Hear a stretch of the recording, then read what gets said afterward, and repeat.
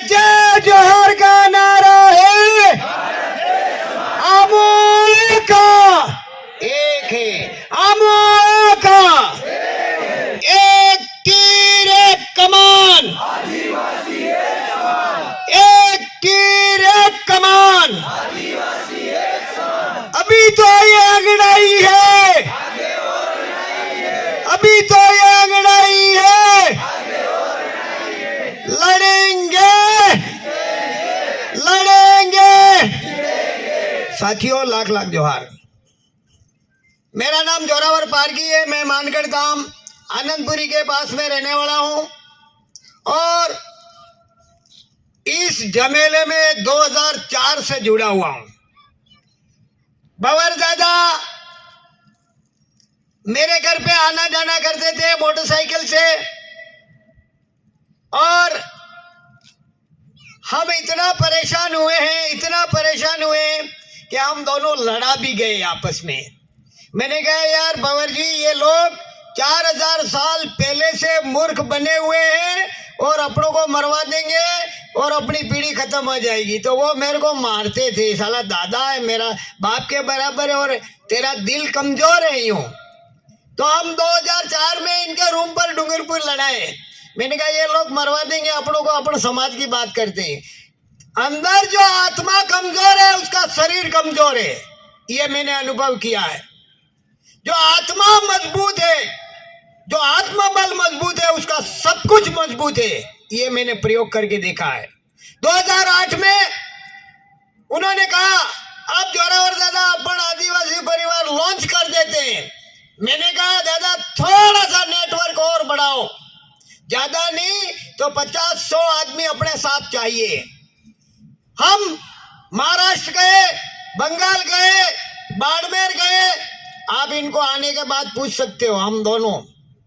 इसके बाद सब लोग डरते थे यार बवर जी कहीं फंसा देंगे, नौकरी चली जाएगी, अपन गिरफ्तार हो जाएंगे। लेकिन मैं एक ऐसा बंदा था, 3 बार समाज के लिए जेल जा। मैं 1956 में मेरा जन्म है, 66 साल की उम्र हो गई। 2004 में दिल्ली के अंदर में ट्राइबल रिसर्च ऑफ इंडिया का सदस्य बना और 85 फाइलें आदिवासी की निकाल के लाया और मेरे पास में 85 प्रकार का एविडेंस है। आपको किसी को डरने की जरूरत नहीं है, फाइल ले जाओ और पुलिस वालों को दे दो। ये गलत है तो हम गलत है, नहीं तो तुम गलत हो। सुबह या पुलिस वाले घूम रहे थे, मेरे को कह रहे थे आपको परमिशन किसने दी। मैंने कहा तू कौन होता है परमिशन होने देने वाला, हम तो इस देश के मालिक है, तू तो हमारा नौकर है। हमारी जमीन पर बजट बनता है, हमसे टैक्स लेता है, उसकी तनख्वाह तुम्हारी बनती है। यदि किसी भी आदिवासी को छोड़ के गैर आदिवासी के नाम से कोई बजट बनता है तो मेरे को बताओ। हमारी जमीन पर, हमारे खदानों पर, हमारे व्यापार पर अभी टैक्स बन रहा है। नौकरी वाले के लिए तो टीएडीए बढ़ जाता है, महंगाई बढ़ जाती है, लेकिन गरीब के लिए क्या बढ़ता है? इसलिए मैं लंबी बात कहूंगा तो शाम को 6 बज जाएगी, लेकिन मैं बड़ी बड़ी बातें कर देता हूं। देखो अपन नॉन जुडिशियल है, जैसे ये खजूर है, खजूर नीचे गिर गया और किसी भी गाड़ी और इंसान को लग गया तो क्या इसके ऊपर केस होगा? अरे बोलो नहीं, खजूर पे केस होगा? तो ये है हम, तो ये है हम, नॉन जुडिशियल है। 244(1) पढ़ लेना, सुप्रीम कोर्ट का जजमेंट है, संविधान है, 5वीं और 6ठी अनुसूची है, आदिवासी के अधिकार है, समता जजमेंट है। जो समता जजमेंट में एक भाई के साथ बलात्कार किया था और सुप्रीम कोर्ट में जजमेंट हुआ तो उसके पक्ष में गया। हमारे साथ अब गद्दारी नहीं होगी, और गद्दारी रहोगे तो वो दिन दूर नहीं। जो इस देश का मूल मालिक है उसके साथ षड्यंत्र रचते हो। आज कार्तिक भाई को दो पैर तोड़ दिए और वहां अहमदाबाद से अभी तक उनकी लाश नहीं दी। इसका मतलब हमारे साथ क्यों षड्यंत्र किया जा रहा है? एक उद्देश्य बनाया है, जो जाति वाला हमारे साथ गद्दारी करेगा, वो जाति वाला कहीं पर भी होगा, उसके साथ हम भी खिलवाड़ करेंगे। अरे हमारे साथी ने क्या गुनाह किया? उसने अपनी मेहनत का पैसा मांगा और उसके 2 पैर काट दिया, तो हमको क्या तुम गुलाम समझते हो? और पुलिस वाले कोई केस नहीं करते, रफा दफा करने की कोशिश करते। कल हम वहां राजकुमार जी के साथ में नाइट था में, इसका मतलब क्या हुआ? हमको दबे हुए कुचले हुए। साथियों याद रखना, जानकारी और जागृति सबसे बड़ी उपलब्धि है। आपके पास जानकारी नहीं होगी, आपको संविधान की अनुसूचियां मालूम नहीं होगी, सुप्रीम कोर्ट का जजमेंट नहीं मालूम होगा, तो आपको पुलिस वाले खड़े खड़े डरा देंगे। यदि कोई पुलिस वाला डराता है तो सुप्रीम कोर्ट की फाइल पकड़ा दो उसको। हम गलत है कि ये फाइल गलत है? और यदि सुप्रीम कोर्ट को और संविधान को नहीं मानता है, वो देशद्रोही है। इसलिए साथियों कोई डरने की जरूरत नहीं है। हमें गलत काम नहीं करना है और गलत शब्द नहीं उठाना है। कानून के खिलाफ एक भी बात नहीं करनी है, कानून के दायरे में रह के काम करना है।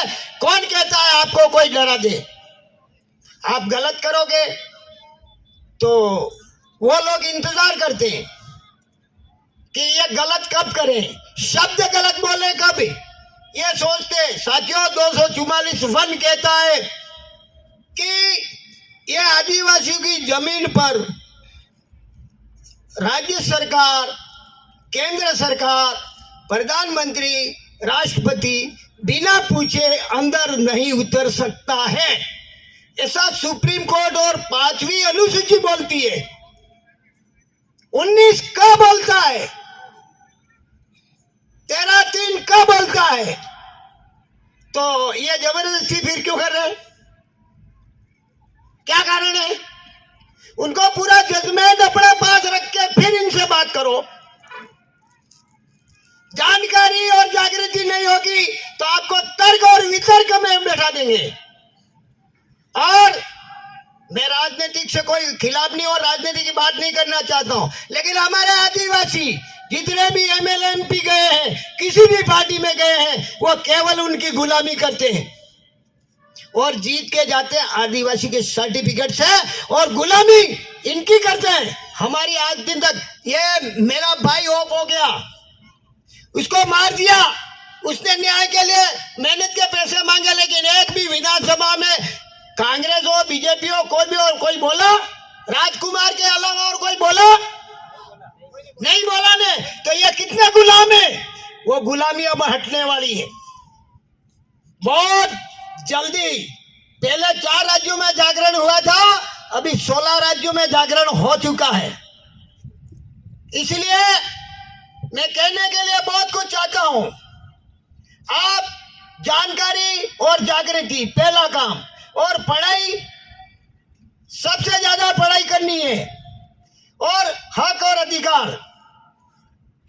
सुप्रीम कोर्ट का जजमेंट पढ़ो, 244(1) पढ़ो, हक अधिकार पढ़ो, समता जजमेंट पढ़ो, आदिवासियों का इतिहास पढ़ो, भारत के बिलों का इतिहास पढ़ो, और संविधान के अंदर में जितनी भी अनुसूचियां दी हुई है उसको पढ़ो, पुनः पैक्ट पढ़ो, गोलमाल सम्मेलन का पढ़ो और जानकारी हासिल रखो, तभी आप आगे पाओगे। जानकारी नहीं पाओगे, और मैं यूं कह रहा हूं, गैर आदिवासी का बच्चा उसका इतिहास तो जानता है, लेकिन हमारा भी जानता है, और हमारे बच्चे को पता ही नहीं। और सबसे ज्यादा शिक्षा पर षड्यंत्र किया इन लोगों ने कि आदिवासी और निचले दबे कुचले लोग पढ़ लिख करके होशियार हो जाएंगे तो भागीदारी और हक और अधिकार मांगेंगे। इसलिए इन्होंने प्राइवेटेशन कर दिया ताकि गरीब का बच्चा पढ़ नहीं सके और आगे बढ़ नहीं सके। साथियों, इसके लिए भी हमको लड़ना होगा, हक अधिकार के लिए भी लड़ना होगा। और मैं आपको बताऊं, 17 नवंबर 1913 को मानगढ़ का जो हत्याकांड हुआ, वो दबाने के लिए हत्याकांड हुआ, जिसमें 1507 लोग केवल आदिवासी ही मरे। और हमारे खिलाफ हमारे लोगों को ही भड़काते हैं, हमारे खिलाफ हमारे लोगों को तैयार करते हैं। उनकी वो ताकत नहीं है, सीधी लड़ाई नहीं कर सकते हैं वो। हमारे आदिवासी रूढ़िगत ग्राम सभा में सीआरपी और आईपीएस की धारा नहीं लगती है, ये ध्यान रखना। लेकिन आपको जानकारी जरूरी है। जब जानकारी नहीं होगी तो आप बताओगे नहीं तो वो फिर फंसा देगा अंदर। शिक्षा के अंदर में कानून को पहले समझो, अधिकार को पहले समझो, हक को पहले समझो। और अभी बहुत बड़े षड्यंत्र चल रहे हैं कि आदिवासी को गुलाम बनाना और इसकी जमीन को खोस लेना, यह सबसे बड़ा षड्यंत्र है। और वो षड्यंत्र किस तरीके से कि कोई भी बोलेगा चलो अंदर करो, कोई न कोई बहाना बनाओ, झूठा मुकदमा लगाओ, झूठा केस लगाओ, फिर कहना कि आप आदिवासी चिंतन शिविर में मत जाना, आप पार्टी छोड़ना मत। क्योंकि जानकारी और जागृति सबसे बड़ी उपलब्धि है। साथियों, मुझे कहने के लिए तो बहुत कुछ है। मेरे गांव में एक बच्चे की शादी कराई, मैं नाम लिए बिना बात कर रहा हूं। तो रास्ते में मंदिर आ रहा था, तो मंदिर के अंदर में दुल्हन को कहा कि भाई दूल्हे दुल्हन को मंदिर में दर्शन करा के ले जाते हैं। तो दुल्हन ने कहा मेरे को तो वो गेट पे 2 शेर हैं, वो डर लगता है। तो दूल्हे के पापा ने बोला अरे बहू, वो 2 शेर रखे हुए वो तो नकली हैं। तो दुल्हन ने कहा अंदर बैठा वो असली है क्या? अंदर बैठा वो असली है क्या? वो 2 शेर नकली है, तो अंदर बैठा वो कौन है? उसने कह दिया मैं ऐसे दर्शन नहीं करती हूँ, मैं साक्षात दर्शन करती हूँ। मेरे वहां एक गैर आदिवासी है यार, जोरावर जी दूध चाहिए यूं। मैंने कहा यार भैया किसके लिए चाहिए? तो मेरे पिताजी के वो क्या बोलते हैं, धरो वो खीर बनाते हैं, क्या कहते हैं? तो मैंने कहा यार गाय तो कल देगी दूध, तो आज तो देगी नहीं। वो गाय मर गई, वहां में घास का पूला डाल आया और सुबह वो आया, क्या हुआ यूं? अरे यार वह गाय मरी हुई पड़ी है तो मैं घास दे आया और देखा खाती है कि दूध देती है कि नहीं देती है, चल अपन चलते हैं। अरे यार तू तो पागल हो गया है। मैंने कहा मैं पागल हो गया हूँ? मरी हुई गाय घास नहीं खा सकती है तो मरा हुआ बाप का श्राद्ध हो सकता है क्या? है? और मरे हुए बाप की प्राण प्रतिष्ठा कर सकते हो क्या? आप जान डाल सकते हो क्या? तो ऐसे अपनों को मूर्ख बनाते हैं ये लोग, ये ध्यान रखने की बात है। और मैं अंत में बहुत कुछ कहना चाहता हूं शिक्षा के बारे में, हक अधिकार के बारे में। अपनी संस्कृति जो भूल गए तो हम आदिवासी नहीं कहलाएंगे।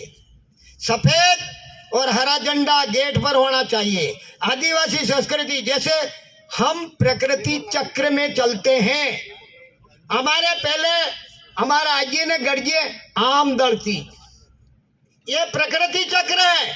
और वो लोग बताते थे यूं, अरे अपने हल चलता है वो भी ऐसे ही चलता है, डांस होता है ये भी ऐसे ही चलता है, भोजन पीरसते हैं वो भी ऐसा चलता है, बेलड़ी ऐसे चलती है, पानी में भंवरा पड़ता है ये चलता है। और प्रकृति के अंदर में जितने भी उपग्रह हैं वो भी राइट हैंड में ही घूमते हैं। इसको कहते हैं प्रकृति चक्र। और हम प्रकृति पूजक हैं। हमारे देवी देवता, पहले तो हमारे माँ बाप ने पवित्र कार्य नहीं किया होता तो जोरावर पैदा नहीं होता, और जोरावर पैदा नहीं होता तो दुनिया के देवी देवता नहीं देख सकता था। इसलिए मेरी माँ सबसे बड़ी माँ, मेरा पिता सबसे बड़ा देव, इसके बाद चांद सूरज, पानी पवन, अन्न और अग्नि और वृक्ष और पहाड़, ये हमारे देवी देवता हैं। इन देवी देवताओं के अलावा बाकी देवताओं को मैं नहीं मानता। आप मानते हो तो आपकी मर्जी, मेरा कोई विरोध नहीं है। मैं कोई किसी भगवान की विरोधी या बुरी बात नहीं कहता हूं। अपने अपने मानने की इष्ट देवता, लेकिन प्रकृति पूजक है वो। चांद सूरज पानी पवन पृथ्वी और आकाश पाताल को मानता है। इसके अलावा बाकी जीव जंतु नहीं जिंदा रह सकते हैं। क्या ये गलत कह रहा हूं मैं? है? यदि पृथ्वी नहीं होती, चांद सूरज नहीं होता, पानी पवन नहीं होता, तो क्या इस धरती पर जीव जंतु रह सकते थे? नहीं रह सकते। तो जिनेवा के अंदर में 94 देशों के विद्वानों को बिठा करके ये पूछा गया कि इस पृथ्वी को बचाने के लिए क्या उपाय है। तो सभी विद्वानों ने कहा कि भारत के आदिवासियों की संस्कृति को अपनाना पड़ेगा। जिस दिन से 9 अगस्त आदिवासी दिवस घोषित हुआ, वो यूएनए ने घोषित किया। यदि दूसरी जाति वालों का कोई दिवस घोषित हुआ तो बताओ। इसीलिए साथियों, मेरे को टाइम तो बहुत कम दिया था, लेकिन मैंने बड़ा बड़ी बातें बता दी। समय का अभाव है।